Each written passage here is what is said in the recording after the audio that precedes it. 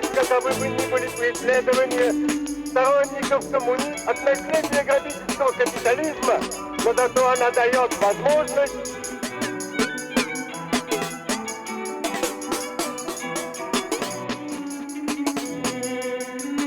и вот почему советская власть, когда вы не были преследования сторонников коммунизма, отношение грабительского капитализма, но зато она дает возможность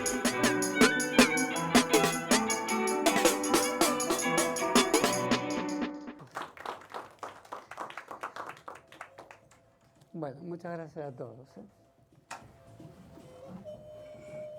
Bueno, hoy nos habíamos comprometido a conversar sobre los acontecimientos denominados Mayo del 68 en París.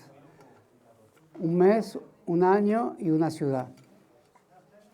Pasan a la memoria contemporánea como el lugar de expresión que tendría dimensiones culminantes de un estado de ánimo, de un horizonte de sensibilidades de la época que nos envía a los acontecimientos de Vietnam, que ocurren muy poco tiempo antes, nos envían a los acontecimientos de México con la masacre de Tlatelolco, nos envían al Cordobazo en la Argentina, un año después, nos envían a la dimensión que adquiere en todo el mundo el concepto de tercer mundo, es decir, un ámbito específico de las movilizaciones sociales y del pensamiento,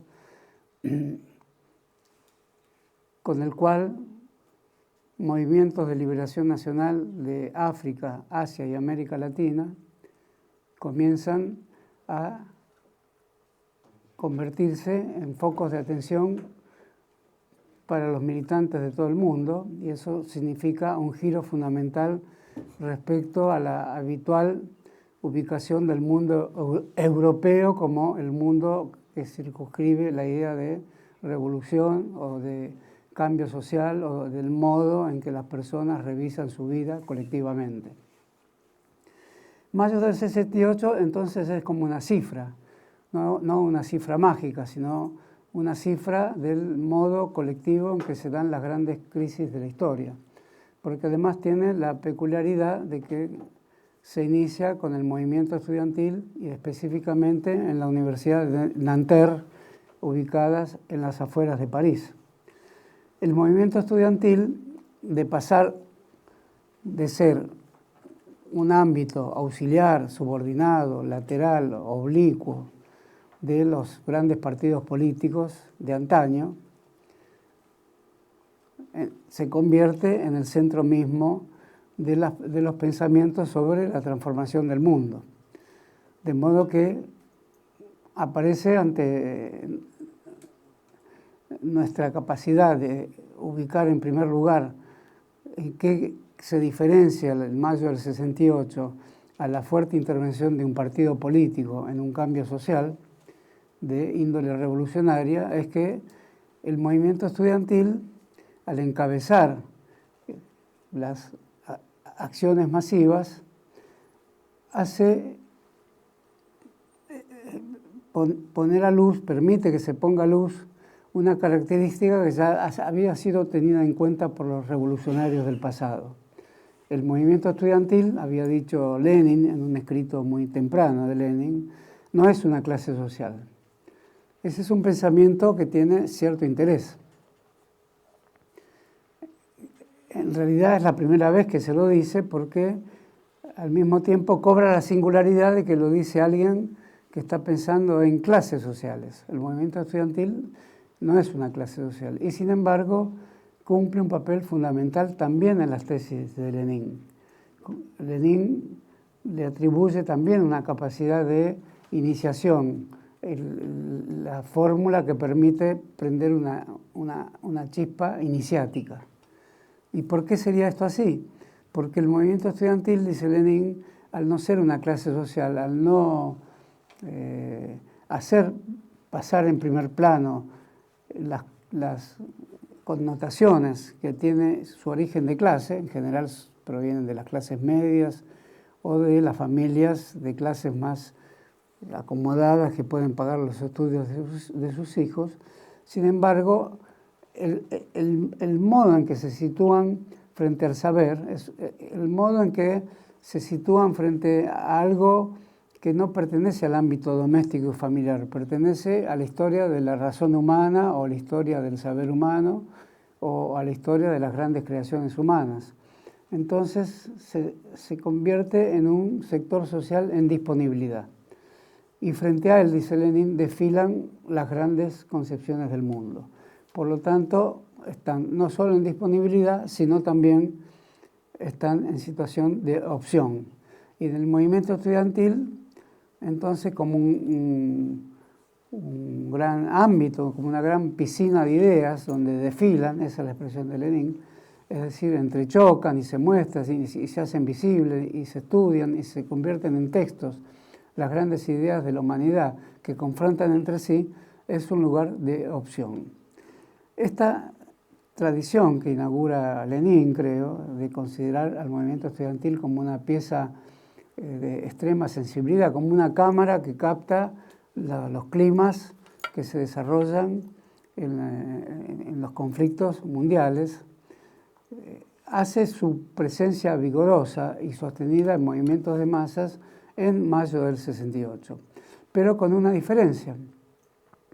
Ahí no está el respaldo inicial de la clase obrera. La clase obrera está en un segundo plano, está en un plano de penumbras, y no porque faltaran conflictos en Francia. Francia está atravesando una crisis económica muy importante, es una crisis laboral con muchos despidos, crisis habitacional, de modo que habría muchos motivos para que la Confederación General del Trabajo de Francia, nuestra CGT toma el nombre de la CGT francesa, que es muy antigua, habría muchísimos motivos para que hubiera una reacción obrera. No la hay, la habrá después, y tampoco subordinada al movimiento estudiantil porque aparecen muchas diferencias. No obstante, el movimiento estudiantil, que es la antena capaz de captar los climas de insatisfacción en el mundo, y eso ocurre hoy también en todas partes del mundo. El movimiento estudiantil, además, en Francia está en un momento específico de las reformas educacionales. Eso también suele pasar en cualquier lugar del mundo. Y las reformas educacionales trasladan a la universidad un conjunto de estipulaciones respecto al saber que lo sitúan en un lugar que, con pretexto de protegerlo o de desarrollarlo o de exponerlo de mejor manera, aparecen controles tradicionales, los exámenes, que podrían no ser un problema, pero sí la forma de tomarlo, la forma en la cual aparece la autoridad del profesor, la forma en la que aparecen disciplinamientos dentro de la clase, dentro del aula, de modo que esos son motivos también de una disconformidad estudiantil de carácter gremial, diríamos, pero no solo gremial, sino que no es solo el precio de los apuntes, sino que es también el modo en que se enseña retraduciendo ciertas formas de autoridad, confundiendo autoridad con saber, motivos de las filosofías y sociologías de la época también.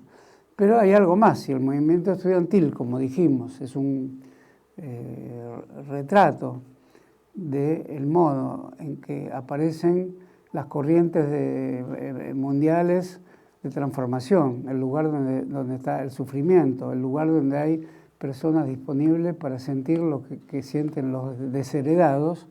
Entonces también se hace evidente que la conjunción de todos estos elementos, situación mundial, gremialismo estudiantil, insatisfacción por el modo en que se daban las clases o en el modo en que se exponen los conocimientos o por los conocimientos mismos.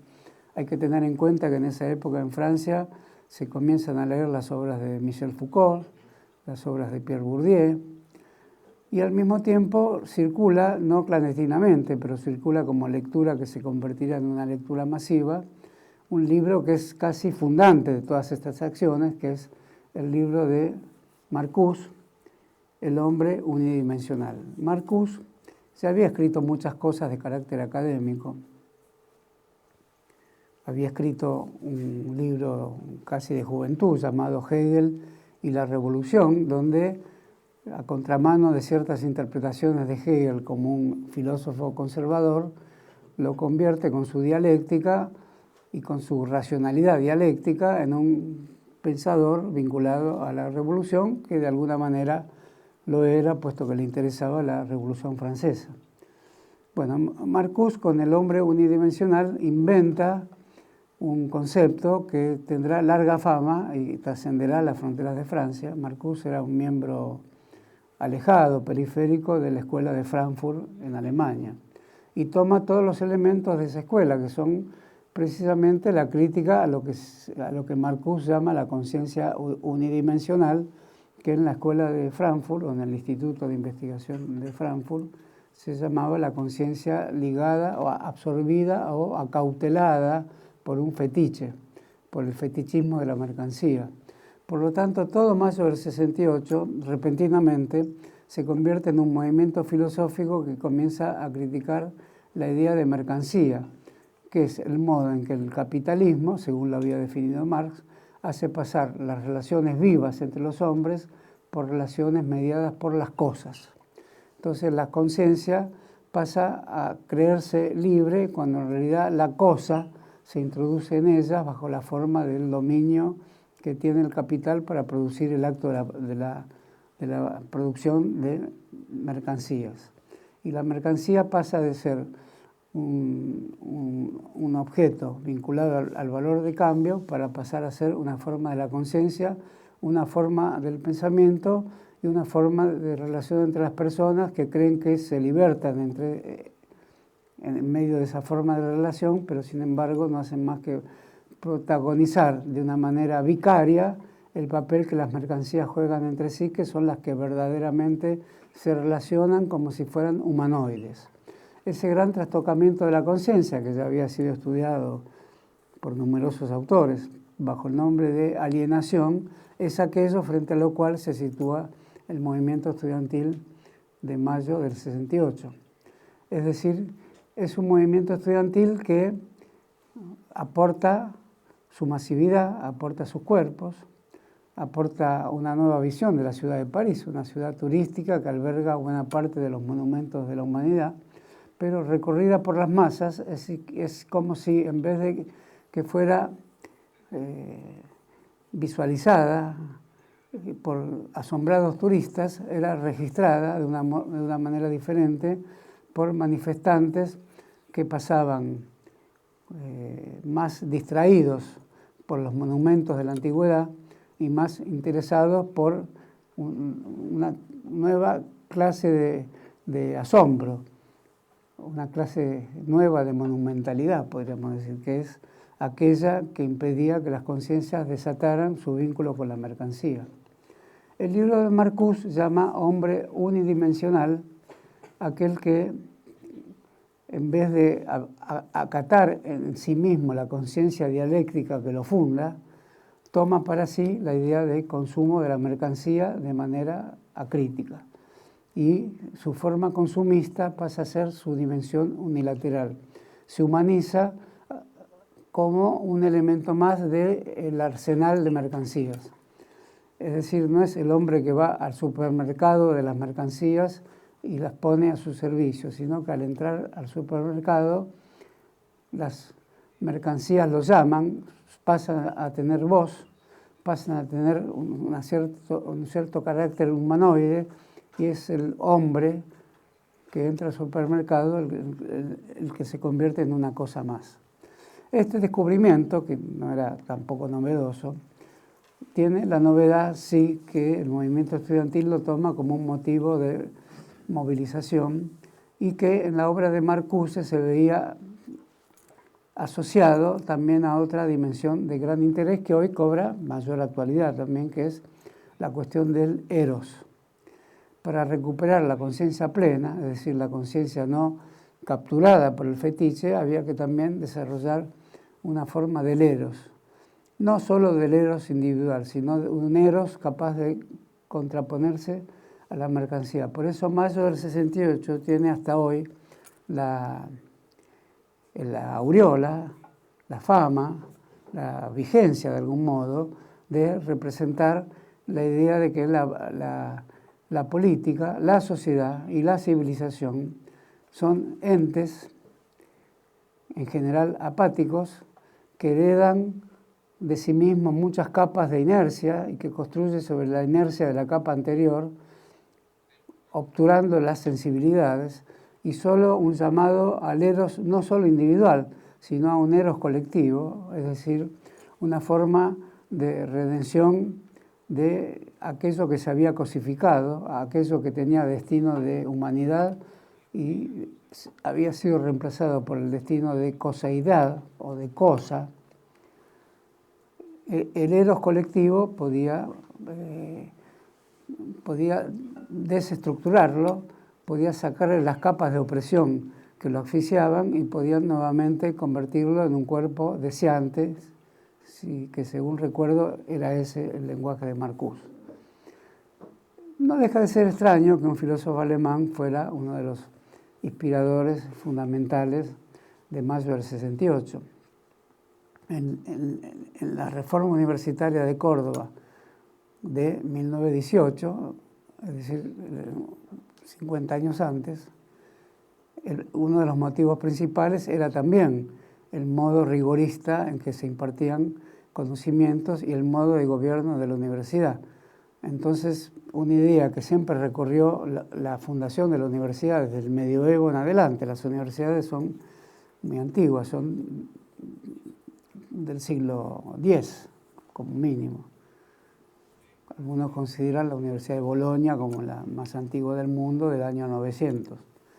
Bueno, siempre hubo la idea de una sospecha de que el saber algo tenía que ver con reproducir relaciones más igualitarias entre profesores y alumnos. Y por lo tanto, los alumnos discutían sobre sus mismos cuerpos que formaban parte del claustro estudiantil, qué tipo de cuerpos y de conciencia serían, si aquellas que equilibraban la razón profesoral y construían un conocimiento dialogal, o si el conocimiento se dispersaba y se diluía en las formas de autoridad del profesor que no esgrimía ningún otro saber que aquello que lo hacía sinónimo, meramente equivalente a su propia autoridad. Este no es un problema que se ha agotado, ni es un problema que se haya resuelto, forma parte de los innumerables intentos pedagógicos de reconstruir la universidad. Lo que sí es original en la reforma del 18 en la Argentina es que esto haya producido efectos políticos importantes en la formación del APRA de Perú, en la formación del grupo estudiantil cubano que posteriormente participará en la Revolución Cubana.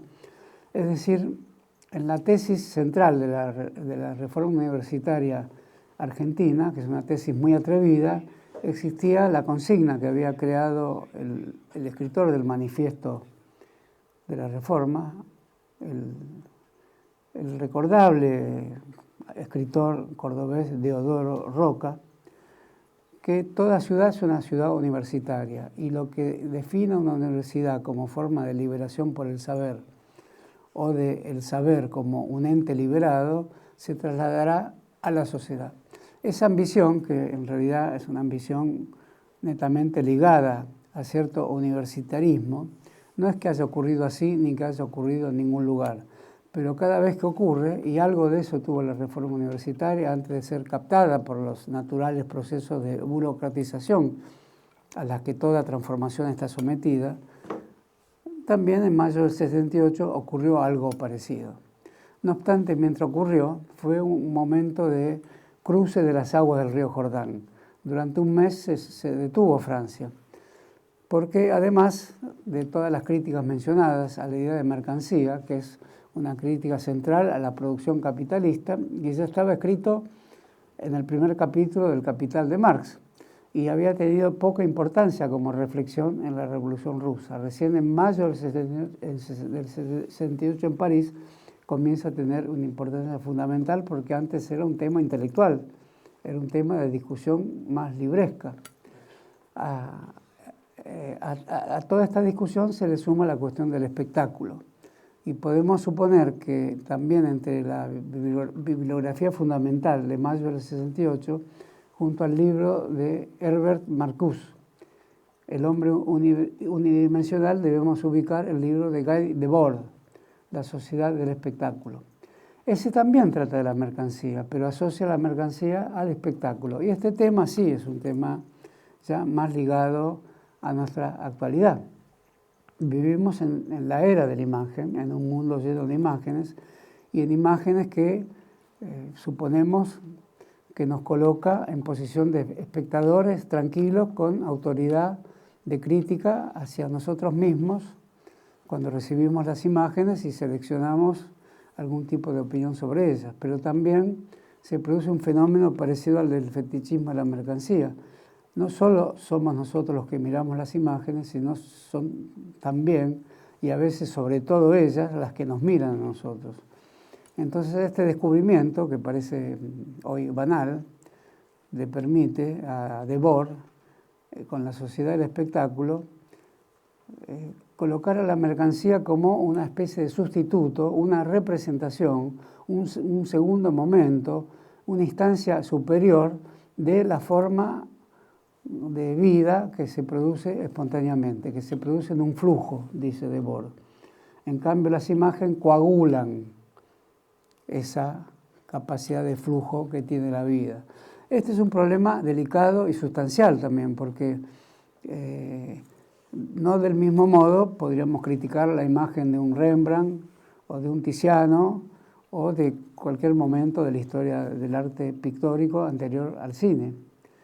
Pero evidentemente ya hacia los años 60, que son años de auge de la televisión, aún no existía el cable, pero la televisión ya se sitúa como un instrumento mundial, evidentemente parece más pertinente un pensamiento sobre las imágenes que nos miran y nos convierten también en algo difícil de definir, porque no perdemos nuestra capacidad crítica, no perdemos nuestra capacidad de cambiar un canal, pero cambiamos un canal para encontrar repetidamente y multiplicadamente el mismo tipo de imagen. Entonces habría algo en la imagen, un halo, un aura, una capacidad de atracción no fácilmente definible, que silenciosamente va reconstruyendo el conjunto de gustos, de placeres, de opciones de vida, va reconstruyendo una lengua, va construyendo un lenguaje.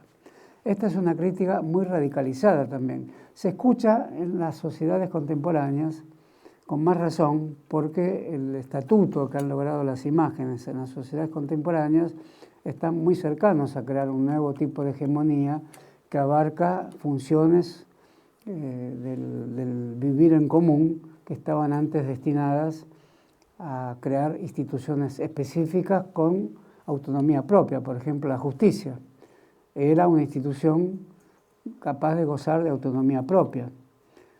Por lo tanto, lo que se enjuiciaba en la justicia obedecía al régimen del argumento, de la prueba, de la cautelar, etc. Funciones que vienen de lejos, vienen del foro romano y aún más de las obras trágicas griegas.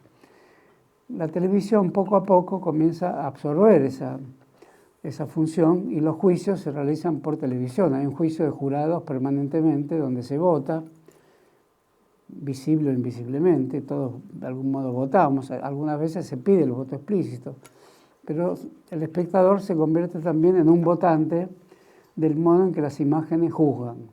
Y las imágenes juzgan por una rara cualidad que no atinaríamos a definir muy bien, que es el modo en que las personas se muestran con lo que podríamos llamar, con una expresión que hace 30 años por lo menos figura en el lenguaje habitual, que sería el look, es decir, el perfil icónico que tiene el ser humano, que ya no es su conciencia, su lenguaje, su modo de interactuar entre otros seres humanos, sino que es el modo en que se presenta a través de una cobertura basada en la imagen ante los demás, que también al ser imágenes el mundo se convierte en una interacción de imágenes, para decirlo de una manera más precisa, de una interacción icónica. Por lo tanto, es evidente que hoy muchos han observado que funciones judiciales, antes muy complejas, lo siguen siendo, pero están, como si dijéramos, sin su sustento argumental, porque los programas masivos de televisión juzgan a las personas por inocente o culpable según la emisión del lenguaje que hagan. Puede ser una frase, apenas una palabra, un gesto, una verruga, etc. El estudio del rostro, de las minucias del rostro, de las minucias del habla, de los tics, de los clichés, etc., pasan después a ser títulos de los diarios, etc., que también incluyen, como es evidente hoy, en su forma habitual de presentación, programas de televisión que se miran al mismo tiempo que se leen noticias. Por lo tanto, vivimos en un mundo que se hace inextricable la relación del modo en que se presenta el mundo de los signos en una relación indisoluble entre texto e imagen, y no es el cine, y no es la historieta. Es un lugar donde se juzga, es un lugar eminentemente ético, o, para decirlo más suavemente, un lugar donde se especializa en el juzgamiento de la moral pública. Por lo tanto, su concepto fundamental es la corrupción, que es un concepto de fuerte dramatismo que tiene orígenes teológicos, no es un concepto judicial, si bien lo judicial depende, como digo, de la tragedia griega y en última instancia del juicio tal como lo establecieron las grandes religiones. Pero la justicia es una institución secular. Por lo tanto, la televisión lo que hace es volver la justicia a sus remotos orígenes teológicos, sin decirlo, porque anexó esa función, anexó la función de la justicia, y un personaje ya está juzgado antes que intervengan los jueces. Es más, los jueces intervienen bajo un guión que presenta la televisión. Es la sociedad del espectáculo. No solo anexa los modos de justicia, que eso es lo principal de la televisión, anexa el cine. Por eso las películas que se siguen viendo por cines, que se parecen cada vez más a estudios de televisión, la televisión dice solo por cines. Hay que avisar que el cine sigue existiendo, porque si no también anexa, y de una manera que a veces hay que agradecerle, porque películas que no se podrían ver más, que están en los archivos, la televisión las tiene ya con solo apretar un botón. Pero la televisión lleva a las redes, donde también imagen, texto, formas del texto, controles de los textos, controles de discurso, hacen del fetichismo de la imagen o de la sociedad del espectáculo un control sobre texto, imagen y sentimientos, porque también los sentimientos tienen íconos, que con solo apretar un ícono se puede evidentemente resolver la cuestión de la dificultad de expresar un sentimiento. También entonces se anexan catálogos de sentimientos. Esa profunda anexión que no le quita libertades profundas a nadie, pero el sistema de libertades vinculados a derechos sí se va deteriorando gradualmente, es lo que comienza a ser criticado en la movilización estudiantil de mayo del 68. Por eso tiene cierto sentido que haya sido el cuerpo colectivo estudiantil el que haya hecho esta crítica que hoy está muy presente en el horizonte del debate contemporáneo.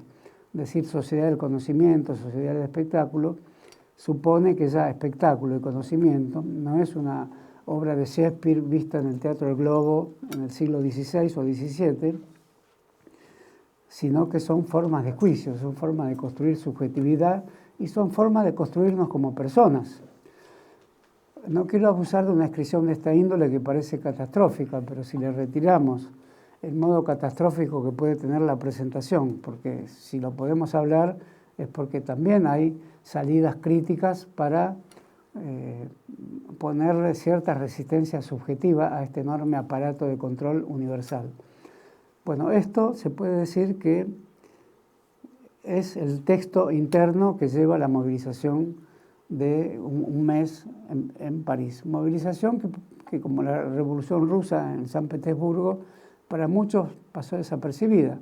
Nicolás Casullo, un gran ensayista y novelista argentino, que escribió un gran libro sobre mayo del 68, lo escribió porque él estaba de profesor visitante en París, en ese año y en ese mes. Pero vio pocas cosas, pues París es muy grande y hay cierta, como en toda ciudad grande, hay ciertos circuitos de tránsito, ciertos modos de circulación que no se superponen nunca entre sí. Entonces vio muy poco. no se enteró que se llamaba Mayo del 68 ese acontecimiento. Pero los que lo hacían, también es habitual que no se enteren cómo se llama lo que están haciendo, porque para eso hay testigos, para eso está el periodismo, para eso está la televisión. Por lo tanto, entramos en una complicada cuestión, que es Mayo del 68 hace la crítica como fluidez de la vida a todo aquello que después convertirá a Mayo del 68 en un concepto, es decir, también lo coagulará. Y hoy es un tema de la conmemoración de la televisión, al cumplirse también, el año próximo se cumplirá también un aniversario de Mayo del 68. Entonces también la relación entre vida coagulada, que sería el régimen de las imágenes de control, o el régimen de los archivos, que no hay que pasar por alto la quema del archivo de Iron Mountain, el archivo más importante de las transacciones financieras de los grandes bancos del mundo, en la Argentina. Si trascendió es porque murieron muchos bomberos, y eso es lo que hay que seguir investigando. Que es extraño el archivo, que la humanidad siempre quiere como lugar como el ejercicio del derecho básico de conservar su memoria. Las memorias financieras tienen otra facultad, de conservarla cuando es necesario y de quemarlas ellas mismas cuando también es necesario. Entonces ahí me parece que tenemos también una cuestión interesante con Mayo del 68, porque como sabemos sus grandes dirigentes después tuvieron itinerarios biográficos muy diferentes. Es así el caso de Daniel Cohn-Bendit, que era el gran dirigente de la época, era el que iba a los programas de televisión, era el que tenía el don de responder a las más incisivas interrogaciones de la televisión. Eso pone en jaque al gobierno de De Gaulle. En realidad fue el fin del gobierno de De Gaulle. De Gaulle era el último representante vivo de la Segunda Guerra Mundial. Stalin había muerto, Churchill también, Roosevelt también. De Gaulle era una parte de la Francia, importantísima parte de la Francia, que venía de la Francia conservadora, incluso ultraconservadora, del pensamiento de Charles Maurras o de Maurice Barré, en el que buena parte se inspira a la derecha francesa hoy. Pero De Gaulle tenía, siendo un personaje muy conservador, la peculiaridad de haber encabezado, como miembro del ejército francés fuera de Francia, la resistencia contra el gobierno de Vichy, que era el gobierno de Francia aliado a Alemania que ocupaba Francia. Era el gobierno de la ocupación alemana con sus aliados franceses situados en la ciudad de Vichy. Bueno, De Gaulle encabeza la resistencia desde Londres. Y en esa resistencia se puede decir que la componen los que después fueron gaullistas. El partido de De Gaulle fue un gran partido que dominó la Quinta República hace muchos años de la historia francesa, hasta muy poco tiempo después del 68, aunque siguieron gobernando miembros del partido de De Gaulle, pero en la resistencia había toda clase de orientaciones políticas, comunistas, demócratas, cristianos, conservadores, gente de izquierda. Eso fue la resistencia francesa, expresión que de algún modo muy reconocible en la época, en el periodismo. El periodismo de algún modo es el espíritu del mundo también. Que no es en vano recordar que de ese mismo modo fue tomada después de 1955 por la llamada resistencia peronista, incluso con el mismo saludo de los dedos en B, que eso era la gran imagen que se veía por todos lados después de terminada la Segunda Guerra Mundial. Universal imagen a la que los dedos de la mano se prestan adecuadamente para esbozar también como ícono la B de la victoria. Entonces, De Gaulle se ve amenazado porque, no por el movimiento estudiantil, uno podría preguntar cómo un movimiento estudiantil puede adquirir las proporciones que pudo tomar el partido bolchevique en Rusia en 1917. Es que ocurre algo más. El movimiento obrero se moviliza también, no exactamente del mismo modo que el movimiento estudiantil. Y ahí se produce, sí, también una suerte de alerta sobre la consigna habitual del movimiento estudiantil, obreros y estudiantes unidos adelante, que es la ilusión permanente y persistente del movimiento estudiantil que surge de la reforma universitaria, que se anticipó en muchos aspectos a mayo del 68. Me refiero a la reforma universitaria de Córdoba. Obreros y estudiantes juntos. Bueno, eso no era tan así. Si bien la Renault estaba en problemas, la Renault es la primera fábrica que comienza una huelga por horas de trabajo, caída de la producción, caída del salario, por lo tanto. Pero el Partido Comunista Francés, en ese momento muy fuerte, está bastante reacio a admitir el papel preponderante que tiene el movimiento estudiantil en la movilización. Y por lo tanto moviliza con consignas estrictamente sindicales, pero nada impide que haya una contaminación, una conexión, una justaposición entre la atmósfera que respiraba el movimiento estudiantil, que era una atmósfera liberacionista, erótico-liberacionista, digamos. Otro gran libro de Marcuse se llamó Eros y civilización. Y nada impedía que los obreros jóvenes parisinos también se sumaran a las marchas estudiantiles y que muchas fueran marchas en conjunto. En un momento hubo una huelga general en París y eso obligó a De Gaulle a un acto, de cierto modo, humillante, porque el grueso de las tropas francesas estaban en Alemania, en razón de que todavía Alemania era un país dividido y Berlín estaba dividido en dos Berlines, el Berlín oriental y el Berlín occidental. Todo Berlín estaba en la parte oriental de Alemania, pero a su vez Berlín estaba dividido en dos partes, ocupadas por sectores, por Estados Unidos, Inglaterra, Francia, y viaja a donde está la base más importante del ejército francés, en Berlín occidental, y al mismo tiempo llama a elecciones parlamentarias. Ese movimiento conjunto de carácter militar parlamentario le permite a De Gaulle sobrevivir un poco más. Se debilita la movilización estudiantil por razones que también es necesario saber o respirar o intuir. Es muy delicado el modo en que la gente decide en un momento sumar su vida, sumar horas de su vida, sumar preferencias, opciones, y en vez de quedarse en su casa, sale a la calle. Ese es un tabique que está como abrigado por un velo muy sutil.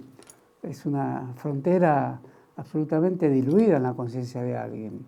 Diluida porque no se percibe claramente en el momento en que alguien la salta y la traspasa y se convierte en un manifestante. Así como en el movimiento contrario, el manifestante se convierte en alguien más apático, en alguien que considera que ya es necesario volver al refugio domiciliario o al horario de trabajo.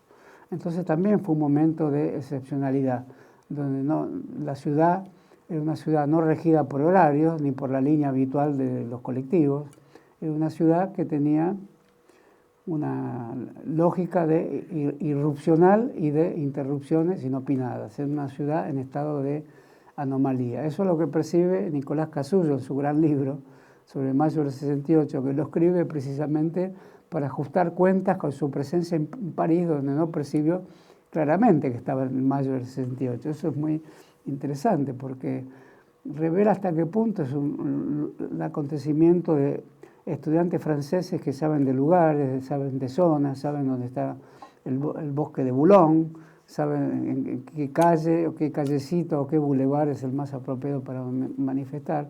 Y uno que está de paso puede no saberlo, como recordábamos que John Reed en San Petersburgo veía a personas entrando a los teatros en el mismo día en que se toma el Palacio de Invierno.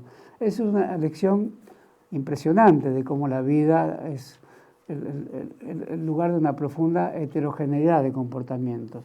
No se puede decir que los hombres y mujeres sean tan diferentes entre sí como diferentes son las opciones en cada momento en que el mundo parece tener una cúspide de aprensión, de miedo o de revolución, de exceso o de éxtasis, y no todos lo sienten igual y algunos no lo perciben por distintas razones, o porque no fueron los testigos adecuados, o porque no estaban ahí, o porque no les interesaba, o porque recorría el miedo que es una de las categorías fundamentales de la vida en común. nos relacionamos tanto por el miedo como principal de los afectos como por las formas amorosas. Esto primero creo que ocurre hoy en la Argentina. Bueno, mayo del 68 entonces está enclavado en medio del surgimiento de otro concepto, que es el concepto de tercer mundo. La expresión es interesante. ¿Por qué tercero? ¿Por qué esa enumeración? ¿Por qué el tercerismo? Siendo que el 3 es un número interesante, es un número impar que sucede después del primer número impar, que sería el 1. El 2 sería un número más apático, sería par, y el 3 reafirma que va a haber una secuencia donde nos obligamos a elegir entre pares e impares. Y los impares en general tienen una cierta trascendencia cabalística. El tercer mundo rompe una dicotomía entre el mundo soviético y el mundo de los Estados Unidos, el mundo norteamericano. Ya sabemos que en París del 68 había una seria objeción al mundo de vida de la sociedad que se había construido en los Estados Unidos de América. Era el modo de vida de la mercancía, era el modo de vida del consumo. Eso en Estados Unidos de América. Cuando la Argentina llega a la novedad de mayo del 68, muchos políticos vinculados a sectores de la izquierda argentina ponen también una objeción que sigue siendo parte de un debate de gran actualidad. Marcuse había observado que la clase obrera de Francia estaba desactivada, por decirlo así, o inactiva, o adormecida por el hecho que había entrado en las vías del consumo. En el consumo está la mercancía. Uno puede decir que debe consumir todo aquello que le permite la sobrevivencia, todo aquello que le permite el uso de los placeres, como diría Foucault. Bueno, acá lo que pone en juego Marcuse es el tipo de placer superfluo o de placer ilusorio.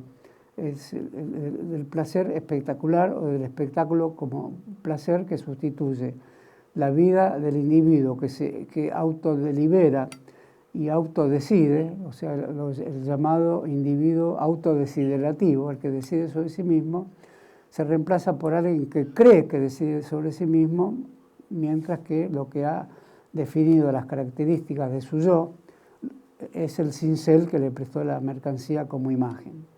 Bueno, en la Argentina muchos políticos dijeron, pero acá hay falta de consumo, hay personas que no tienen heladeras, no digamos automóvil, hay personas que todavía precisan un lavarropas.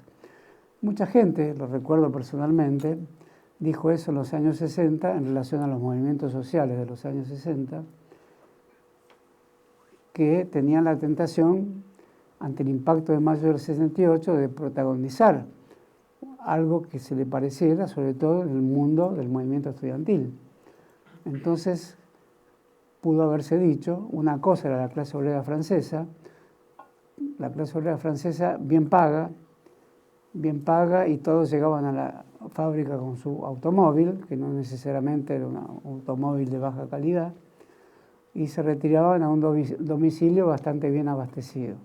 No era lo mismo la clase obrera argentina. Eso establece el obvio distanciamiento entre el mundo obrero europeo y el mundo obrero latinoamericano.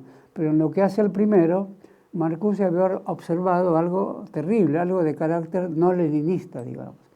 Y por primera vez en la historia del pensamiento social, la idea de que la clase obrera, si es estimulada o si se le envía el conjunto de argumentaciones necesarias para hacer de su conciencia una conciencia alerta sobre la explotación.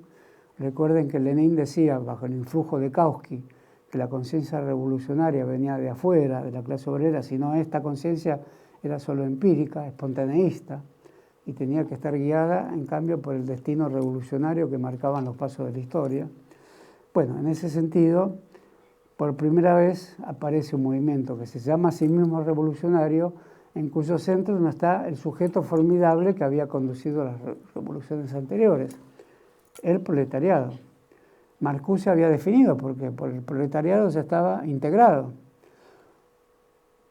Toda la revolución soviética y las revoluciones anteriores, incluso los acontecimientos de España, evidentemente que cierran un poco el ciclo de la revolución soviética, estaban trazados y señalados por el hecho de que hay una clase obrera y cuando se llama proletariado tiene conciencia de sí, y esa conciencia de sí es un colectivo transformador, con sus dirigentes, sus modos de aprendizaje, una expresión bien conocida, la formación de cuadros, es decir, es una pedagogía, es una paideia, como decían los griegos, es el partido, y eso lo desarrolló mejor Gramsci, un poquito antes, es el anticipo, el modelo prefigurador de lo que será la sociedad socialista o la sociedad liberada o la sociedad emancipada, porque contiene en forma potencial todos los elementos políticos, culturales y económicos, pero sobre todo culturales de una nueva sociedad.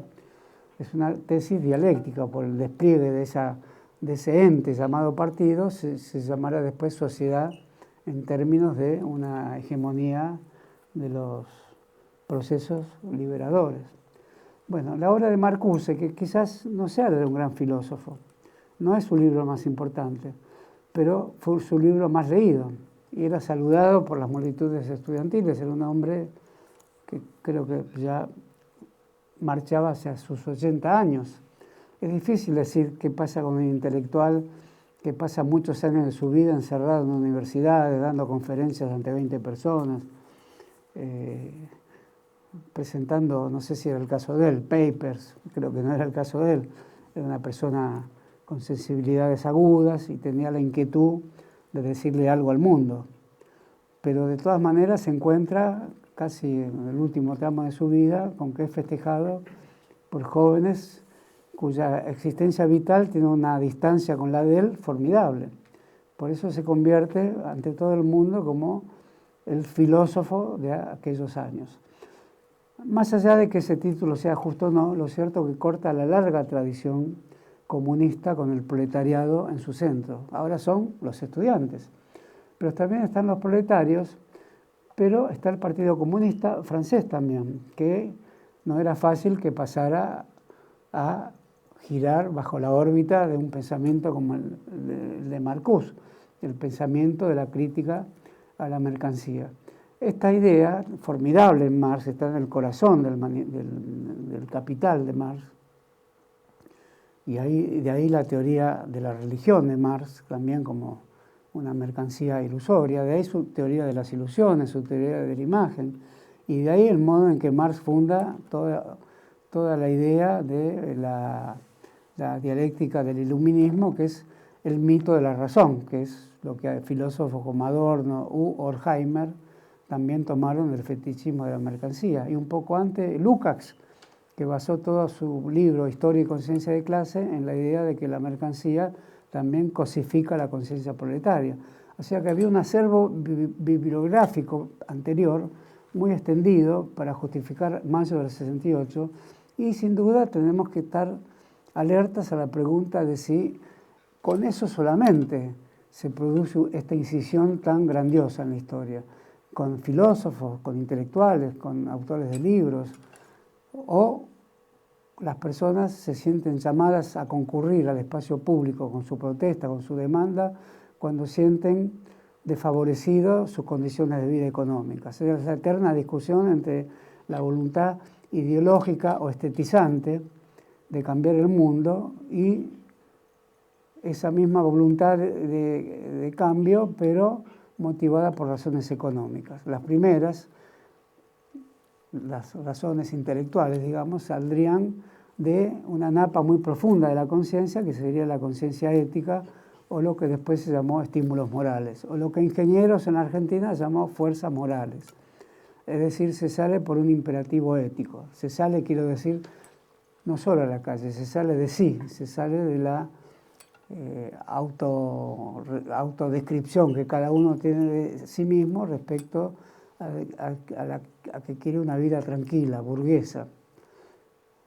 Doy como ejemplo el modo en que esto debe ser comprendido.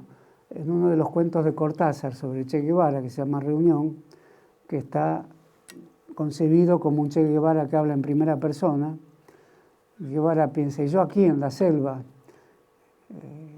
donde nadie me dijo que fuera, donde corro peligros, pero donde estoy haciendo algo que me gusta, y pienso en mis compañeros de la Facultad de Medicina de Buenos Aires, ¿qué será de ellos? Y la pregunta no es ni insidiosa, ni irónica, ni arrogante. Estarán con sus chicos, con sus mujeres, en sus casas burguesas, dice, pero no hay algo peyorativo ahí. Está simplemente describiendo qué hace alguien que sale a la aventura y sus amigos que no lo hicieron. Y de algún modo habría que preguntar si no es necesaria esa vida anterior, esa vida protegida, supuestamente protegida, porque sabemos que en nuestros domicilios burgueses nunca estaremos eternamente protegidos o permanentemente protegidos, pero es el contraste necesario para aquel que se convierte en individuo a través de otra zona de su alma, de su espíritu, de su conciencia crítica, de su modo de comprometerse con la historia. Algo muy parecido, y ya no en el mundo político, dice el antropólogo Lévi-Strauss, cuyo principal trabajo es sobre Brasil, y que es el único país que conoce además de Francia. En Tristes Trópicos, también cuando va en medio de la selva, a internarse entre las etnias originarias de Brasil, los Bororo, los Yambicuara, no corre ningún peligro en especial, pero sí él mismo se siente un peligro siendo el primero que entra en esos lugares donde ningún explorador antes había entrado. Porque cuando ve que él escribe y un jefe de la tribu imita su escritura, pero haciendo solamente ondulaciones sobre el papel, exclama: miren lo que he venido a hacer acá. Traje el principio de la escritura, que es el principio del Estado, del servicio militar obligatorio y de la guerra. Y asocia la escritura a la guerra, Lévi-Strauss. Por eso piensa, estoy aquí, incómodo, ya lo sé, pero hago lo que me gusta y corro el riesgo que quise correr. ¿Qué será en cambio de mis compañeros de la academia en Francia? Estarán tranquilos también en sus hogares, con sus chimeneas, leyendo a Kant o leyendo a Rousseau. Bueno, Lévi-Strauss era bastante rusoniano, por otro lado. Muy tranquilos y yo aquí. Eso es algo que podemos decir cualquiera de nosotros. Cuando nos vemos expuestos por cualquier razón de vida a una situación que entrañaría cierto riesgo. Pensamos en nuestros compañeros que dejamos atrás, que no los despreciamos, que siguen siendo nuestros amigos y cotejamos esto que parece muy simple y muy dramático. Yo aquí, expuesto en esta situación que podría no haber elegido, y mis amigos en la tranquilidad de su hogar. Podríamos objetar que nunca hay una tranquilidad en el hogar, pero es un desorden de otro tipo.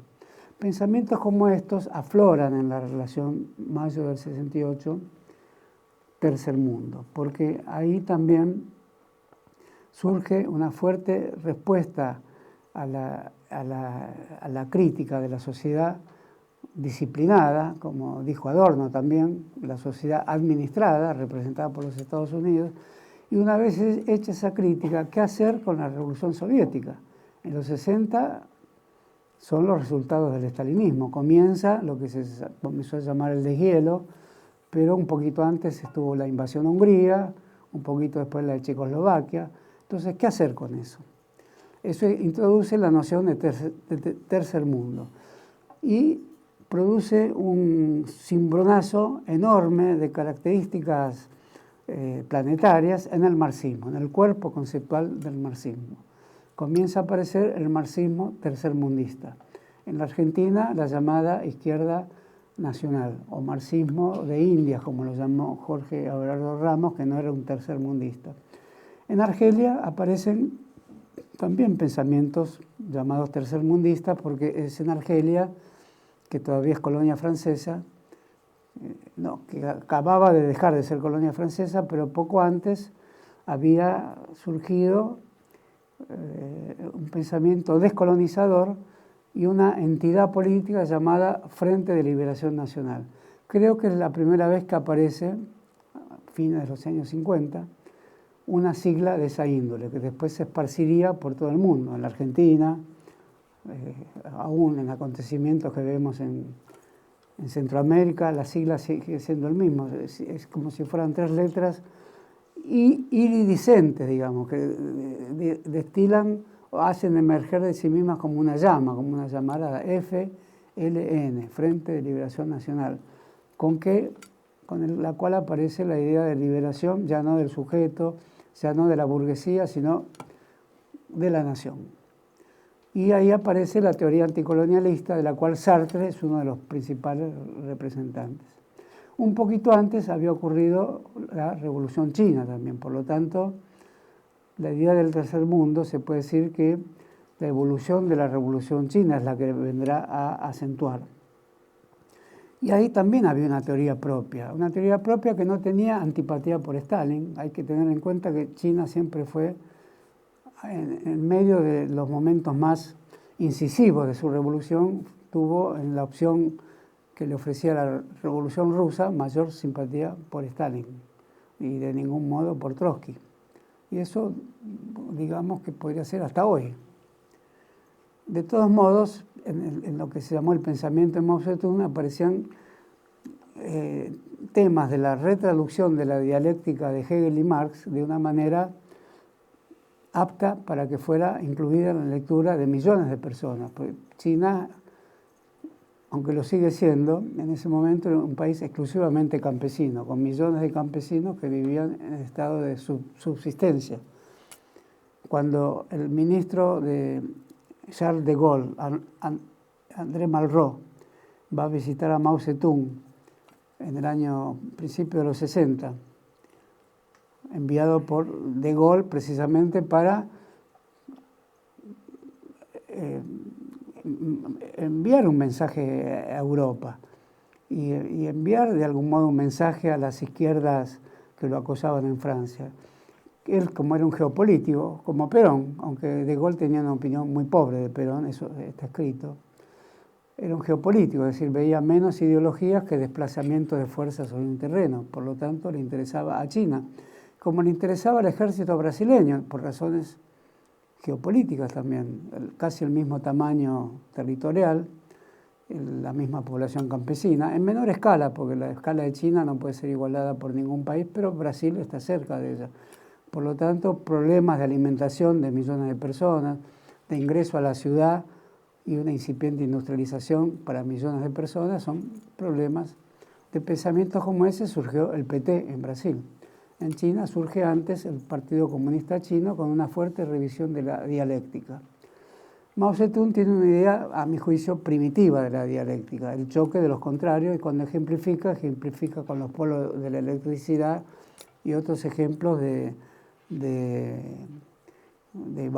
gran valor pedagógico, por un lado, pero de bastante pobreza filosófica. Hay que tener en cuenta que sus libros, editados en millones, eran leídos por millones de personas. Como experiencia pedagógica, es una experiencia de educación de masas sobre la cual podemos criticar, pero no sé cuánto derecho tenemos a criticarla profundamente, puesto que ninguno de nosotros vivió esa experiencia. No fuimos educados repentinamente en la alfabetización de masas como el pueblo chino. Nuestras secuencias educativas son más pausadas e incluso tampoco comienzan con la escolaridad tal como la concibió Sarmiento o Avellaneda o con las sucesivas reformas educativas. Entonces no vivimos una experiencia singular de la envergadura de China. Pero lo cierto es que en esas reflexiones de Mao sobre la contradicción, se llamaba A propósito de la contradicción, su escrito, de los tantos que tuvo, porque Mao era un gran militar también, era un gran pensador militar. Y un pensador sobre el arte, no diría muy interesante, pero tenía la poética de la tradición confucianista de China también. Era un poeta sucinto, que expresaba su amor a la naturaleza con metáforas muy simples pero profundas. En el foro de Henan, que es una ciudad campesina de China, se reúne el foro de los intelectuales y de ahí sale una frase que Kirchner dijo en su momento, una frase que se hizo famosa en todo el mundo y que Kirchner la debe haber escuchado cuando era militante estudiantil, que florezcan 1000 flores. Es decir, anunciaba un partido con muchas corrientes internas. Y lo cierto es que hay un aspecto muy interesante de la dialéctica de Mao, que es el aspecto principal de la contradicción, no la contradicción principal, que es siempre entre proletariado y burguesía, sino el aspecto principal de la contradicción. En algún momento puede no ser la razón económica del proletariado, sino un dilema cultural. Puede ser el aspecto principal de la contradicción. Un plan cultural o un plan educativo masivo hecho por sectores reaccionarios, digamos, contrastando con un plan cultural que propone el ejército de Mao, que protagonizó, como ustedes saben, la larga marcha, y por eso decía, nombré al Malraux, porque en sus antimemorias, el capítulo de China es interesantísimo.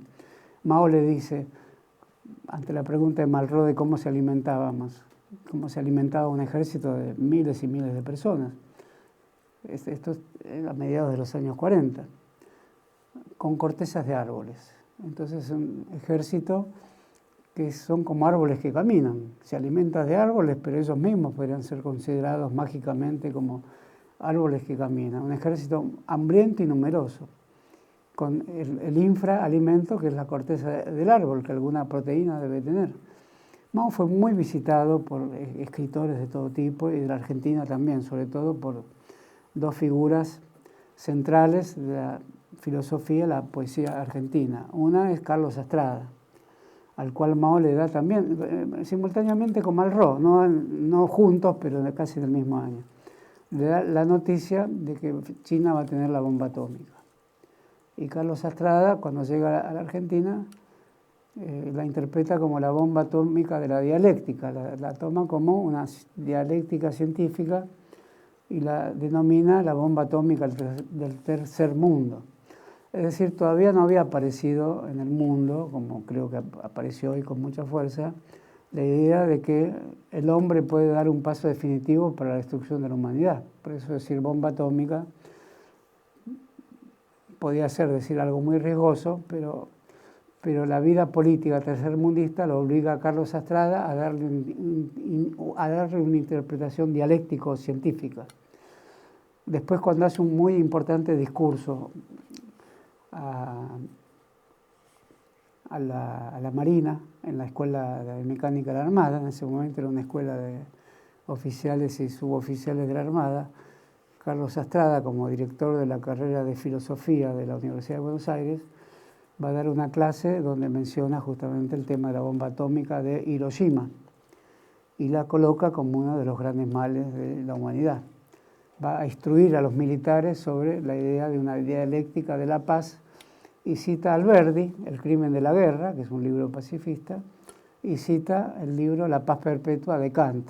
Es un gran episodio de la filosofía argentina por parte de un complejo filósofo argentino, marxista, como era Carlos Astrada, que antes había sido peronista. Y después fue marxista-maoísta. Así que si damos pábulo a los que dicen muchos peronistas que Mao es como Perón, el pobre cambió de peronismo a peronismo, ¿no? Y el otro es Juan L. Ortiz, el gran poeta entrerriano, que también pertenecía a ámbitos partidarios vinculados al maoísmo, y que lo va a visitar a Mao de poeta a poeta, ¿no? La poesía de Juan L. Ortiz es una poesía fluvial, digamos, la poesía del Paraná, pero el ritmo poético de Juan L. Ortiz es el ritmo del pequeño oleaje del Paraná, pero cuando no está en términos de inundación. Y la poesía de Mao Zedong, más simple que la de Juan L. Ortiz, muchísimo más simple, de alguna manera tiene que ver también con el flujo del río y la relación con las montañas, en un tipo de dialéctica muy simplificadora. Pero el aspecto principal de la contradicción mueve todo el edificio de la dialéctica en Mao Zedong. Es decir, puede haber una determinación política antes que una determinación económica. Ahí se abre un capítulo importantísimo de la reinterpretación de Mao Zedong por parte de la filosofía francesa. Y mucho tiene que ver en mayo del 68. Porque en mayo del 68, ¿quiénes eran los chicos que hacen la revolución? Anarquistas, maoístas, comunistas, pero sobre todo había un espíritu libertario anarquista. ¿Qué es lo que abre Mao Zedong con la idea del aspecto principal de la contradicción? Es decir, con la posibilidad que el mundo político determinara antes que el mundo económico. Entonces ahí cambiaba mucho el determinismo económico. La filosofía de Althusser, actualmente la filosofía de Alain Badiou, la idea de acontecimiento, y antes, aunque después abandonó Althusser, Jacques Rancière, que es un filósofo que suele visitar mucho la Argentina. Buena parte de la filosofía francesa que llegó a la Argentina llegó por la vía de la influencia que tuvo la Revolución China, porque el maoísmo francés fue muy fuerte en Francia, desafió al Partido Comunista francés y tuvo mucho más que ver con la movilización estudiantil que el Partido Comunista. Argelia, volviendo a Argelia, es el núcleo simbólico más importante de lo que podríamos llamar el tercer mundismo, junto a China. China interesó mucho en Argentina, pero los partidarios de China, que como vemos tenían grandes intelectuales argentinos en el marco de esa simpatía. Sin embargo, la cuestión argelina influye más en la Argentina por la vía de lo que en aquel entonces fue la juventud peronista que correspondió a aquel tiempo. En las sucesivas mutaciones de este grupo político, estamos hablando de los años 60, las dos lecturas centrales son Andrés Malraux, Las Antimemorias, que es un libro formidable, y Los Condenados de la Tierra, de Frantz Fanon. A este libro le vamos a dedicar una pequeña reflexión porque tiene un importantísimo prólogo de Sartre, y el mismo libro está basado en la filosofía de Sartre, que es una filosofía llamada fenomenológica o fenomenología existencial, o posteriormente crítica de la razón dialéctica, que piensa un sujeto dramático, un sujeto que tiene que escapar también de la serialidad, o sea, de la repetición en serie de sus acciones, y que tiene que reconocerse en su conciencia crítica, evitando lo que Sartre llamó la rareza, la rareté. La rareza es un modo de fabricar sujetos. Es decir, ante la escasez del mundo, la escasez de posibilidades de vida, la escasez de materias primas, la escasez de la alimentación, la rareza lleva a que solo algunos, los poderosos, puedan decidir quién vive y quién muere.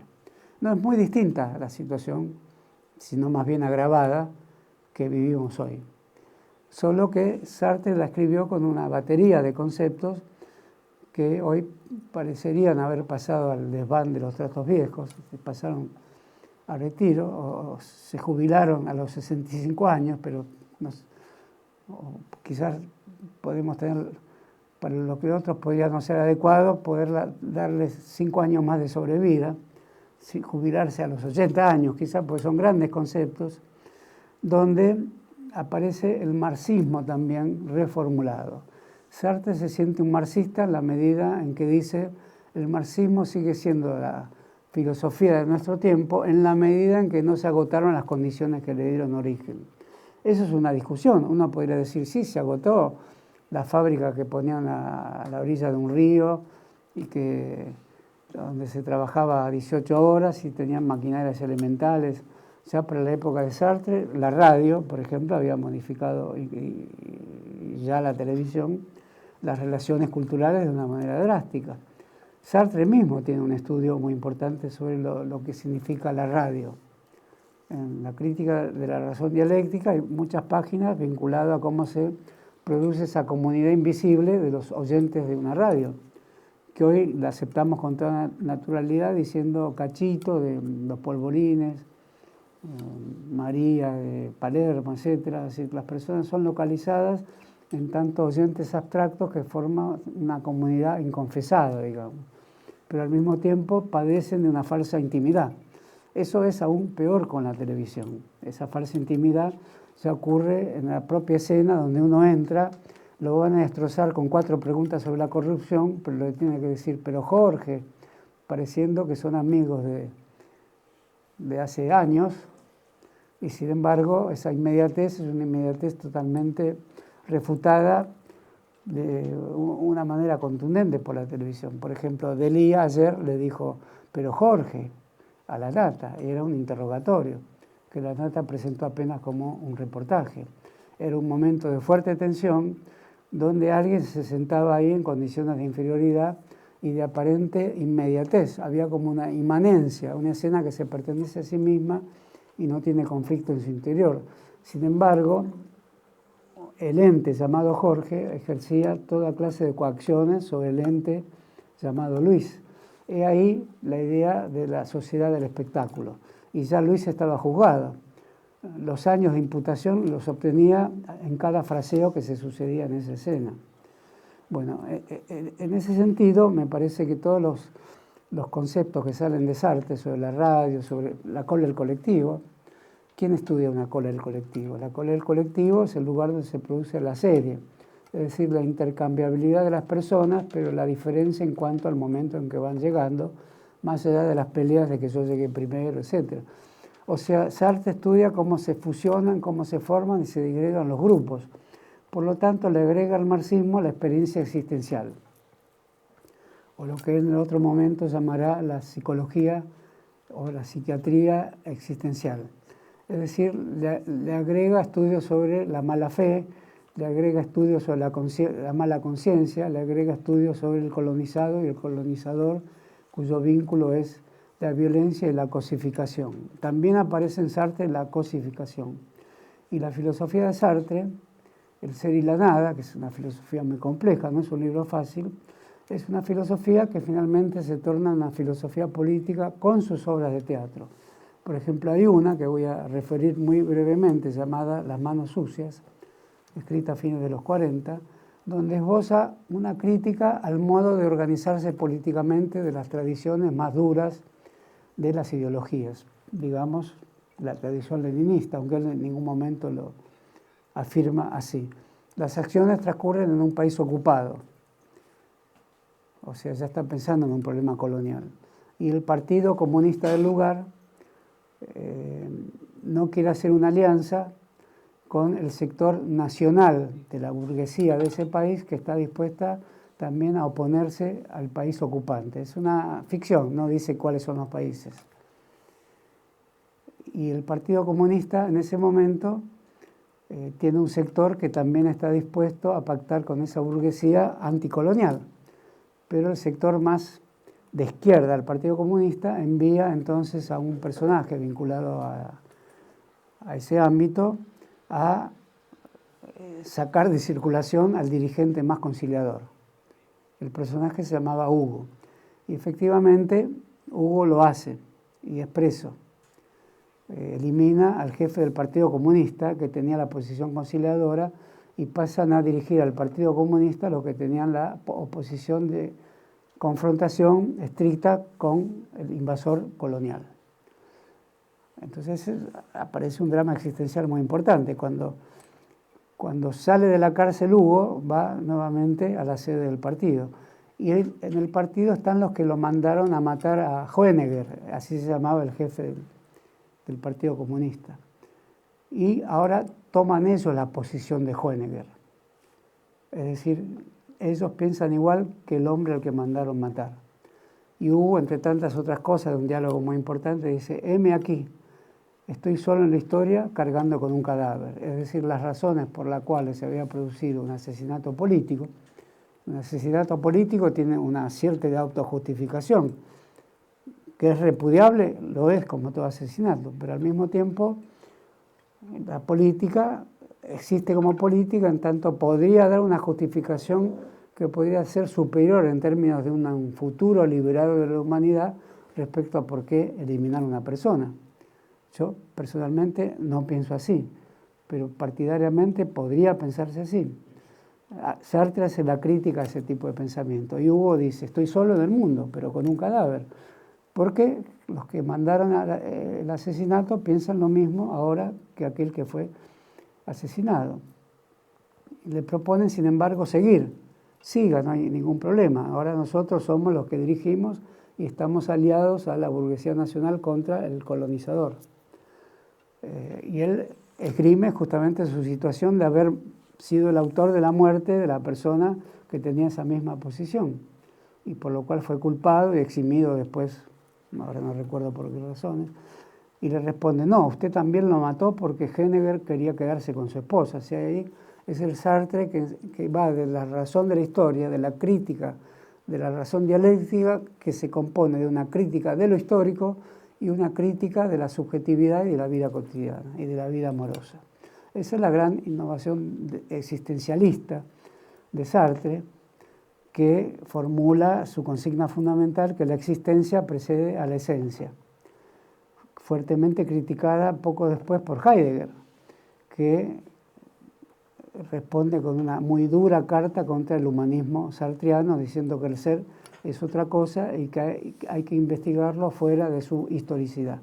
Bueno, ese es un debate filosófico muy fundamental del siglo XX, en el que no vamos a entrar, pero revela la importancia de Sartre, porque Heidegger lo menciona por el nombre cuando dice Sartre se equivoca al fundar el humanismo dentro de la historia. Personalmente no sé si es así, me parece que hoy valdría la pena pensar en un nuevo humanismo dentro de la historia. Lo cierto es que con Sartre se difunde en todo el mundo la idea de que hay un mundo colonial y un mundo del colonizado, del cual el colonizado escapa no por vías necesariamente partidarias, porque Sartre dudó con la invasión a Hungría, creo que la criticó, después criticó más la de Checoslovaquia. Es decir, había una crítica a cómo se desempeñaba el Partido Comunista de la Unión Soviética.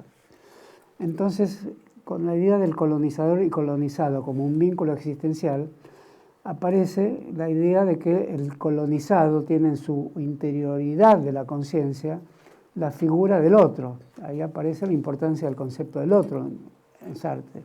Y el otro es el colonizador. El colonizador forma parte inhibitoria de la conciencia del colonizado. Por lo tanto, el colonizado tiene que desembarazarse de esa conciencia por medio de un acto de carácter existencial. Ya no es la toma de partido en la escuela de cuadros donde se enseña la contradicción principal. Es otra operación diferente que ocurre en la conciencia del colonizado. De ahí la gran discusión de Sartre con el marxismo, que así pues respetaba y se consideraba marxista también, solo que en las condiciones del mundo colonizado o de la época del tercer mundo.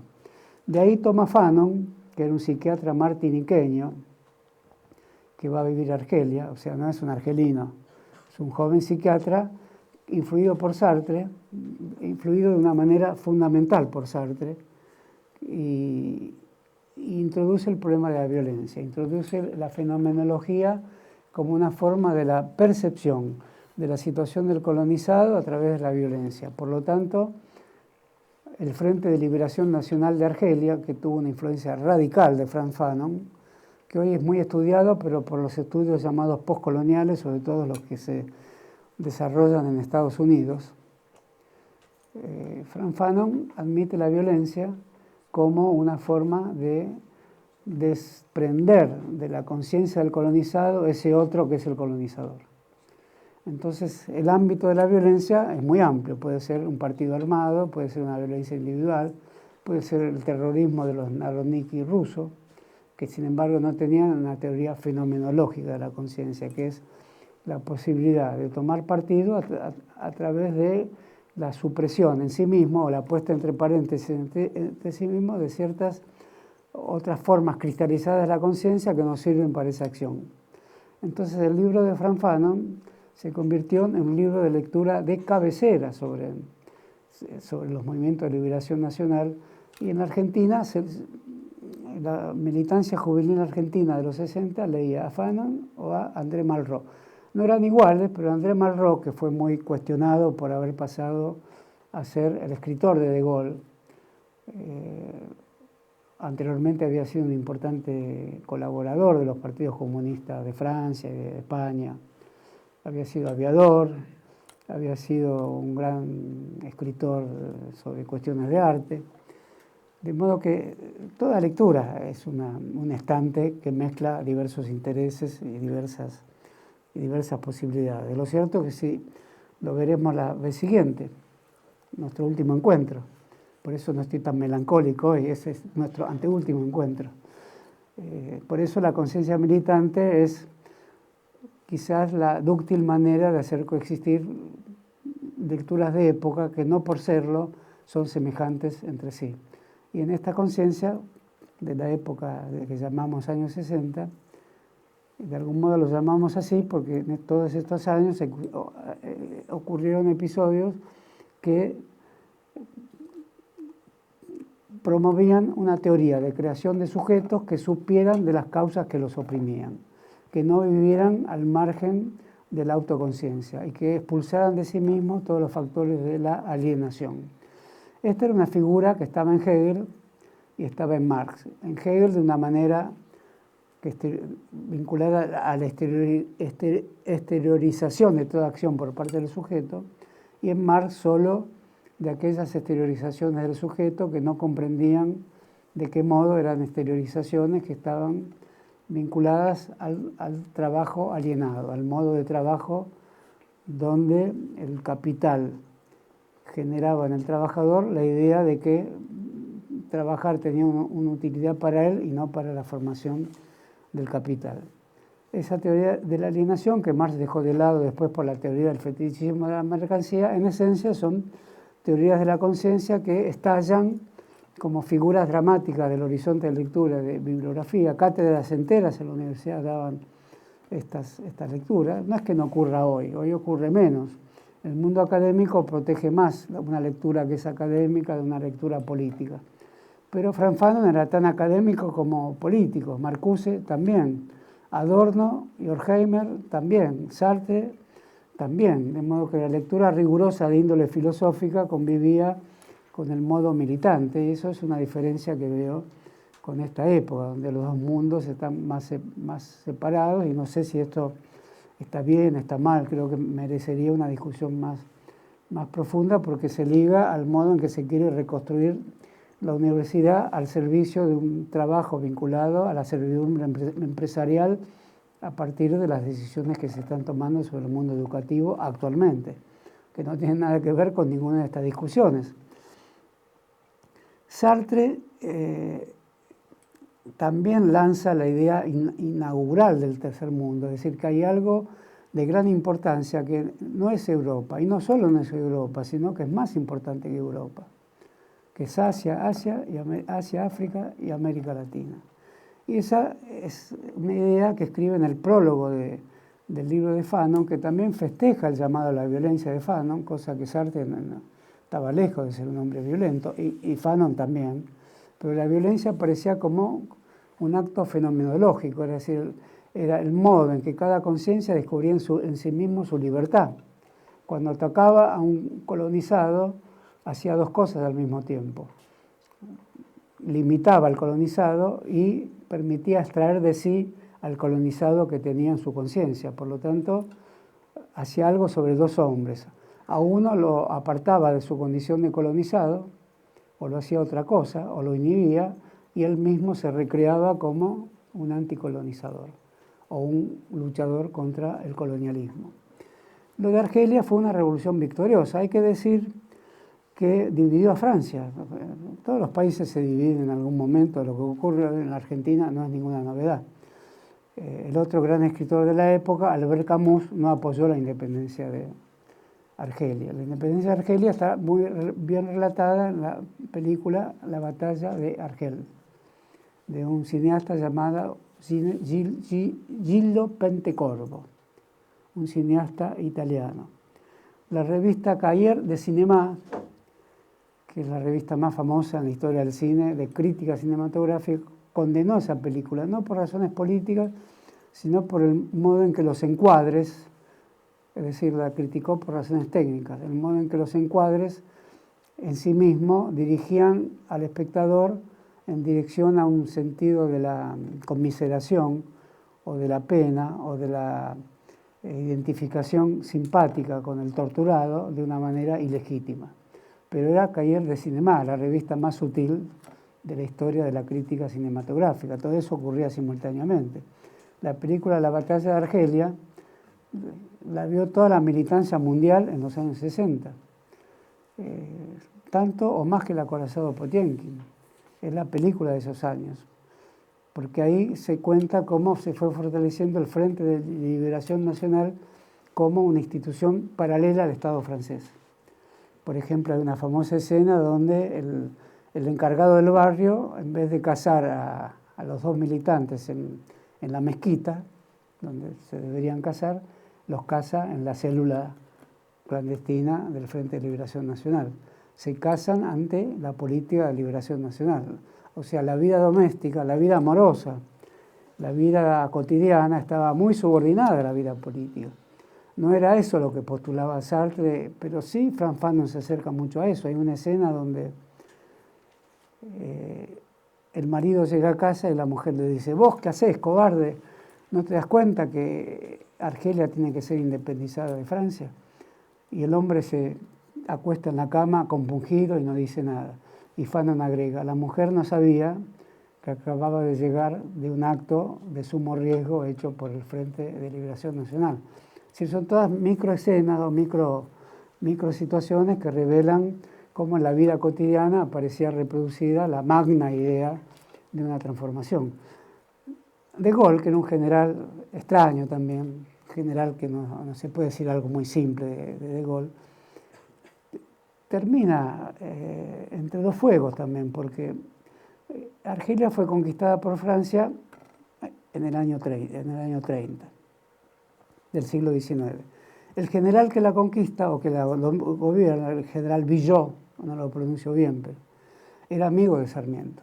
Sarmiento, cuando visita Francia, tiene largas charlas con el general Villot y llega a la Argentina diciendo que él puede ser general como el general de Argelia, el colonizador, y en su polémica con Alberdi le dice: tráigame usted esos doctorcitos que están rodeándolo y que no saben lo que es una guerra, me los pone en una playa desierta en Chile, recién había acabado de caer Rosas, y yo, que fui instruido por el general Villot, el colonizador de Argelia, les daré unas clases de estrategia militar para que salgan hombres. Esa es la gran polémica, entre otras, de Alberdi con Sarmiento, ¿no? Todos esos años Argelia fue una colonia, pero de Argelia salen Derrida, Althusser, grandes pensadores franceses, porque Argelia está colonizada por franceses. Y Francia está dividida en gran medida porque también el Partido Comunista francés no está muy convencido de la independencia de Argelia. Era más de un siglo que había una interrelación muy grande. El Partido Comunista francés propone mandar diputados argelinos al Parlamento francés, es decir, medidas intermediarias.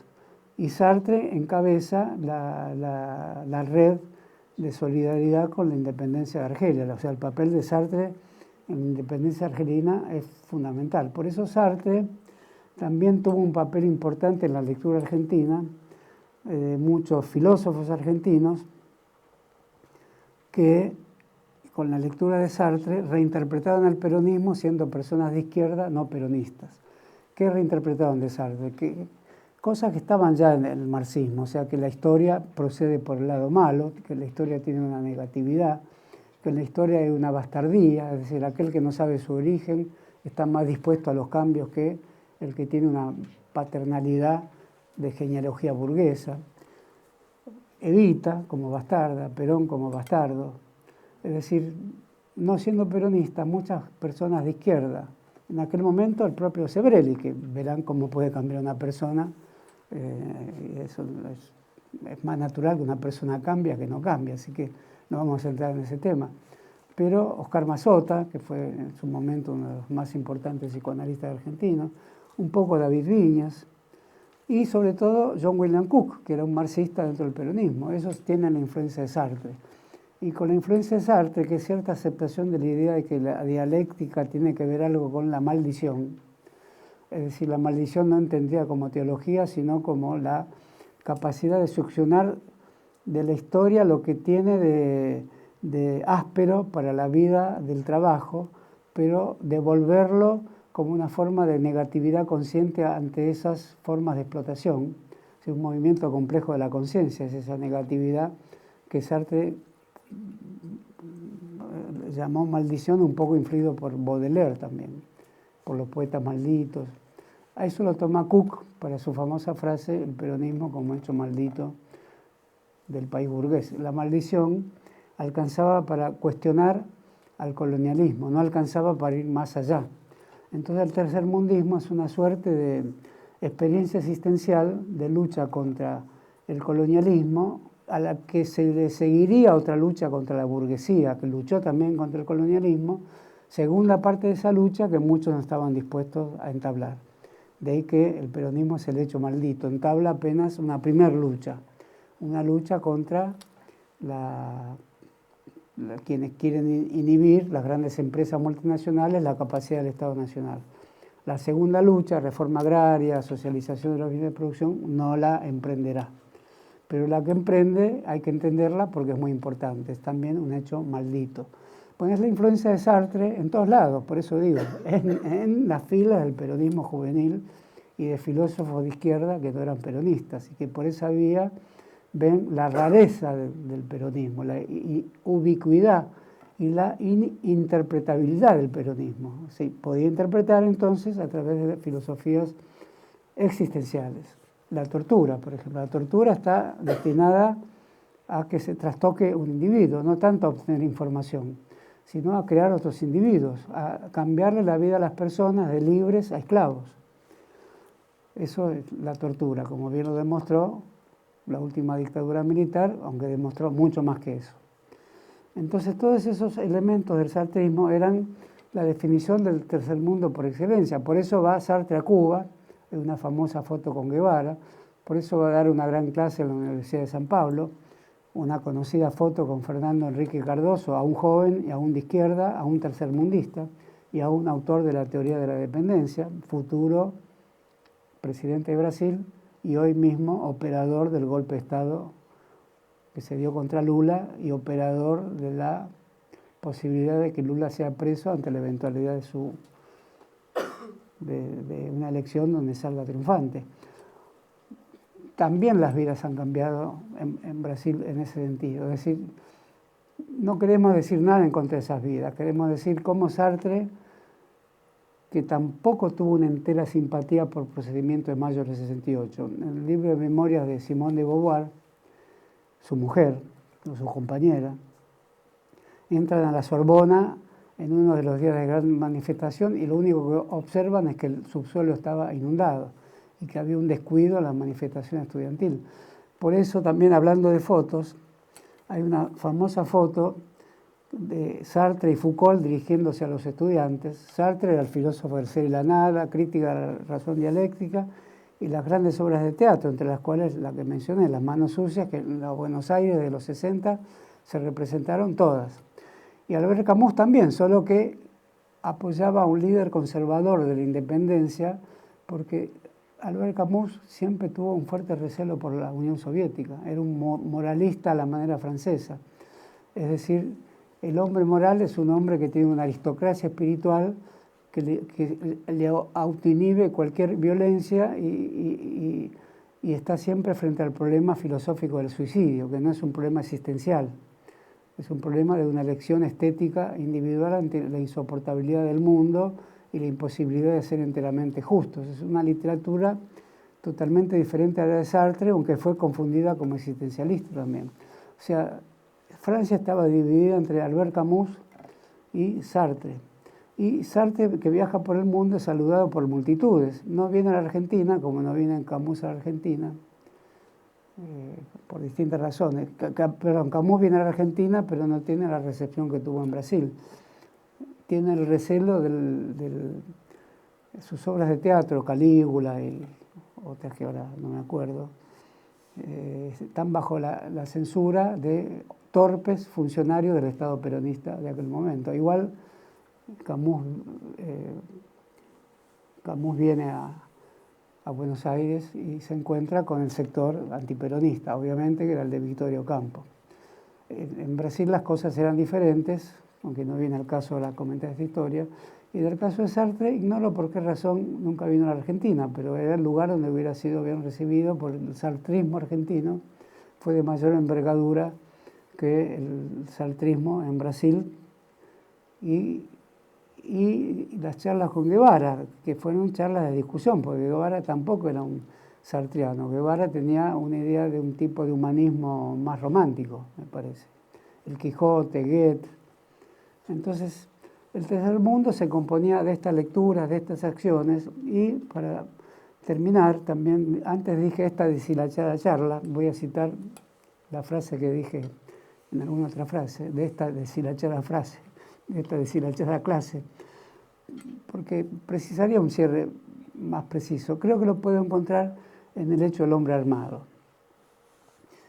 El hombre armado es un tema, es un problema, es una cuestión moral, es una cuestión ontológica, es una cuestión que mencionada hoy no es lo mismo que mencionada hace 40 años, no podemos hablar de una continuidad en la valoración ética del hombre armado, porque hoy hay otro tipo de luchas basadas en la aplicación de un tipo de violencia inverosímil y aterradora, como la que ha pasado recientemente en Nueva York, que toca de cerca a la Argentina. El hombre armado de aquella época es un hombre que tiene un conjunto de valores.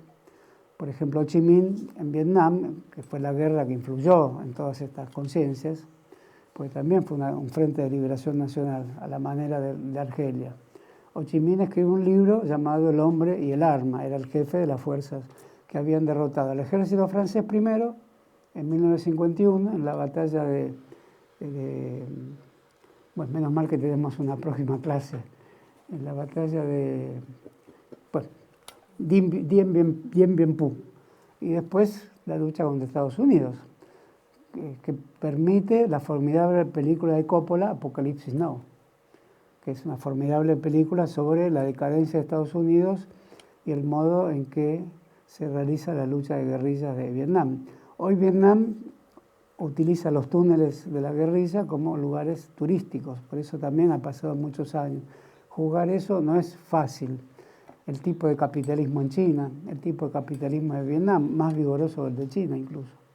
Pero al mismo tiempo, la devoción por Ho Chi Minh, cierto respeto por Mao, ya no devoción por Mao. ¿Cómo ha cambiado el mundo? No seré yo el que pueda explicarlo en este momento, porque es un tema estremecedor que se nos escapa entre los dedos, como el tabaco en un cigarrillo que se le rompió el envoltorio. Miren qué ejemplo que di, ¿no? Podría haber sido la arena que se escapa entre los dedos, pero además ya casi ni se fuma.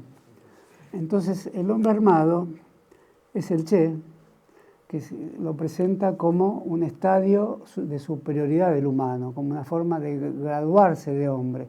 Es un tipo de humanismo del Che muy vigoroso, muy sentencioso, fino literariamente, porque es un gran escritor literario, y agudo desde el punto de vista de la teoría económica, porque usa la teoría del valor de Marx para juzgar el intercambio entre las distintas secciones del Estado cubano. Un Estado pequeño, pero aún así aplica una teoría compleja. Entonces, eso es un tema. El hombre armado a la manera del Che, es decir, el hombre que llegó a decir alguna vez a sus compañeros, a partir de aquí ya están todos muertos, es decir, la relación de la militancia con la muerte. Hoy hay una relación de ese tipo con militantes de tipo sacrificial. El Che no era de tipo sacrificial, es decir, ni le gustaba matar, ni quería ser muerto. Es decir, estos dos eventos aparecían como una contingencia del hombre que había hecho ciertas opciones. Esto no es así en las militancias más limítrofes que vemos en el mundo. Y después lo que surge a la luz del Mayo francés, no se puede ignorar el papel del Mayo francés en la creación de militancias armadas en Italia, en Alemania, brigadas rojas, etc. Entonces, de algún modo, el tercer mundo era la periferia de Europa, era un pensamiento no europeísta, eran pensamientos poéticos. El gran poeta, también creo que martiniqueño, Aimé Césaire, que piensa a Shakespeare pero como un Shakespeare americano, es decir, el personaje Calibán en Shakespeare, que es un personaje bárbaro y odioso, en Latinoamérica pasa a ser el personaje que se convierte en el jefe de una insurrección, y en vez de ser el bárbaro, es el verdadero civilizado, porque fue convertido por bárbaro por los pseudo civilizados europeos. Bueno, todos esos pensamientos recorren el mundo y es quizás la primera globalización no técnico-económica basada en una globalización de la conciencia crítica y con la crítica al fetichismo de la mercancía.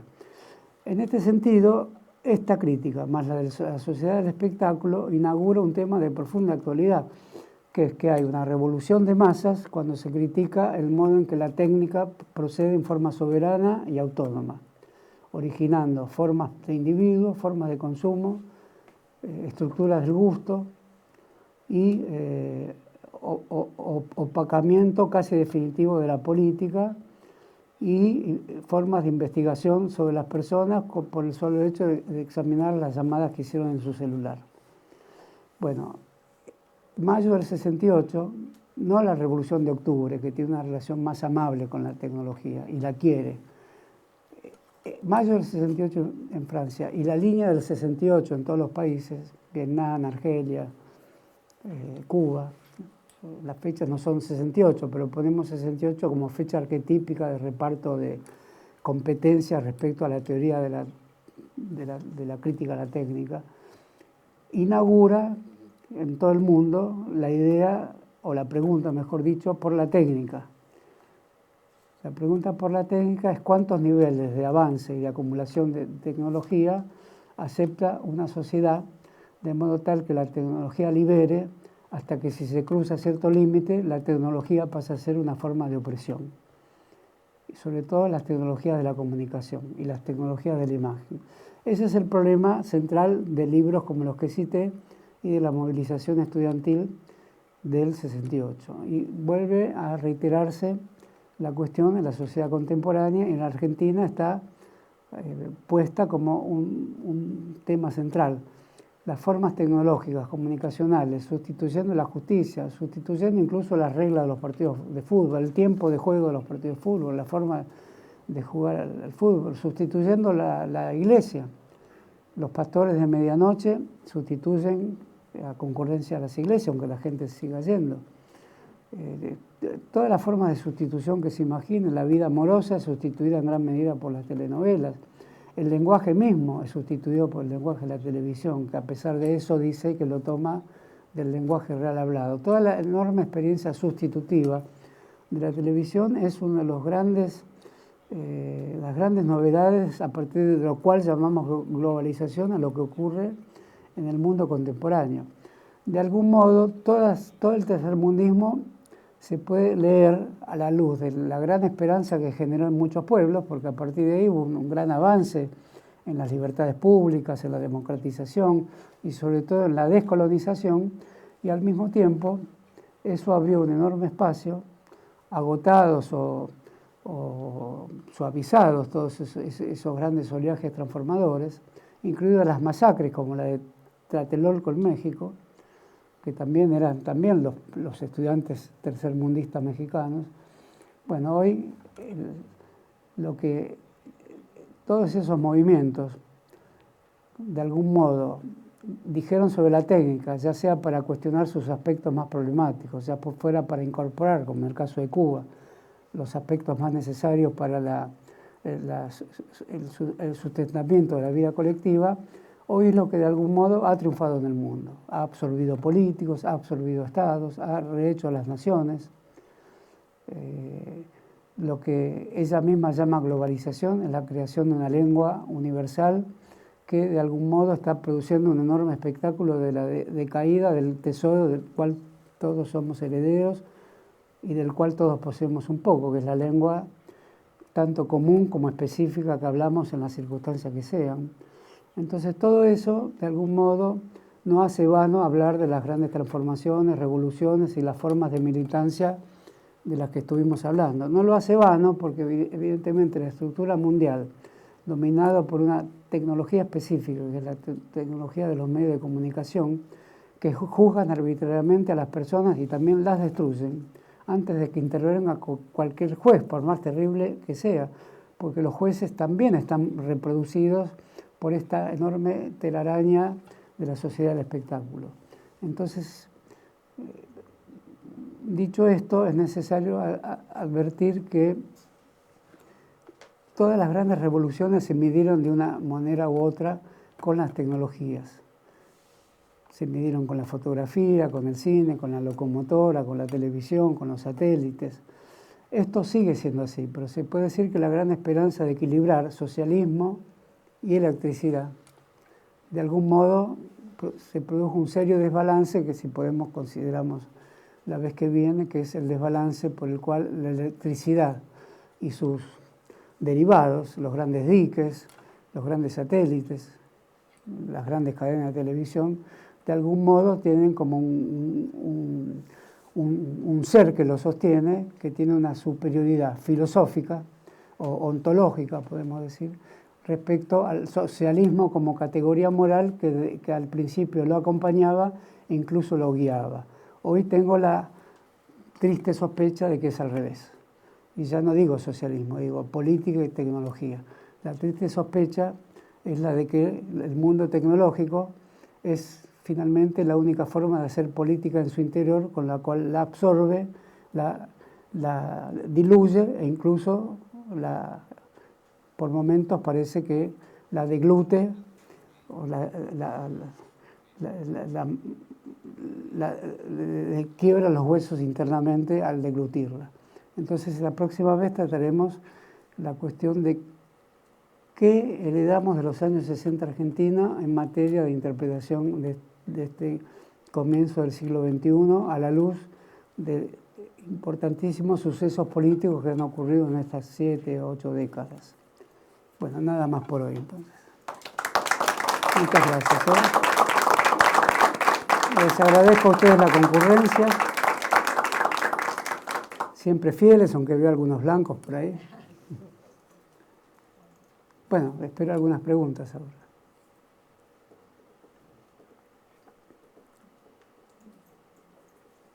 Es la esperanza del pobre profesor.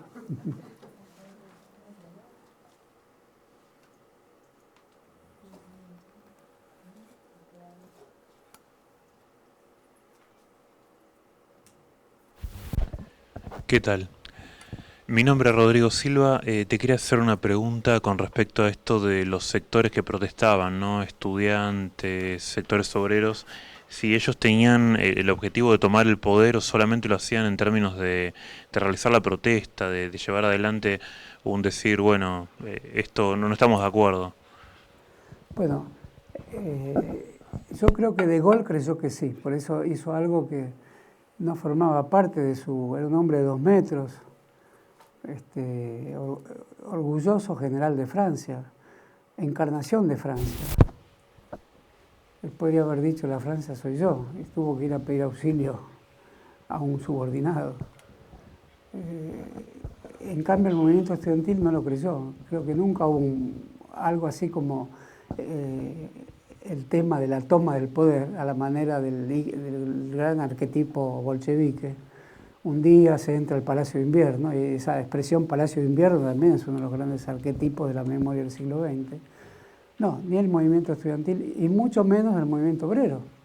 El movimiento obrero estaba obligado a salir por sus reivindicaciones inmediatas, más allá de la simpatía que muchos tenían por los estudiantes, pero creo que en ningún momento hubo una idea de toma del poder. Lo curioso es que De Gaulle sí creyó que estaba tan débil que podía caer. Incluso hubo un solo muerto es un caso muy conocido, un chico que cayó al Sena, ¿no? Un estudiante secundario. Y sin embargo, fueron un mes que conmovió al mundo, podríamos decirlo a la manera de John Reed, ¿no?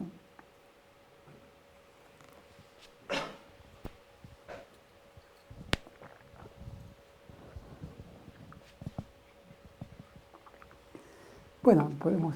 ¿Hay alguna pregunta más? Any questions? A mí me sale mal el inglés, aunque sea diciendo any questions. Yo le hago, aprovecho acá a hacerle una pregunta, Horacio. Sí. Está la famosa frase, ¿no?, que cuando París estornuda, toda Europa se resfría. Digo, ¿el acto del mayo del 68 tuvo réplicas en otros países de Europa? Sí, tuvo réplica en Checoslovaquia, pero era la disconformidad de un sector de la clase media con el sistema soviético, ¿no? Y un numeroso grupo estudiantil también. Tuvo réplicas en todos lados, en todo el mundo estudiantil, y en la Argentina también, obviamente. No del mismo modo en que ocurrió en París, sobrevolaba la idea de la Comuna de París, eso me olvidé de decirlo, evidentemente era un espectro que recorría el mundo, pero no era el comunismo, era el de la Comuna de París, es decir, de una ciudad autogobernada, pero no es porque se quisiera tomar el poder, sino porque se desdeñaba la idea de poder en nombre de una idea de autonomía. Por eso también fue un gran acontecimiento autonomista, pero más precisiones no te podría dar. Recomiendo que la próxima pregunta no exijan al profesor lo que no puede responder muy bien. Bueno, gracias por hacerlo. Bueno, nos vamos entonces.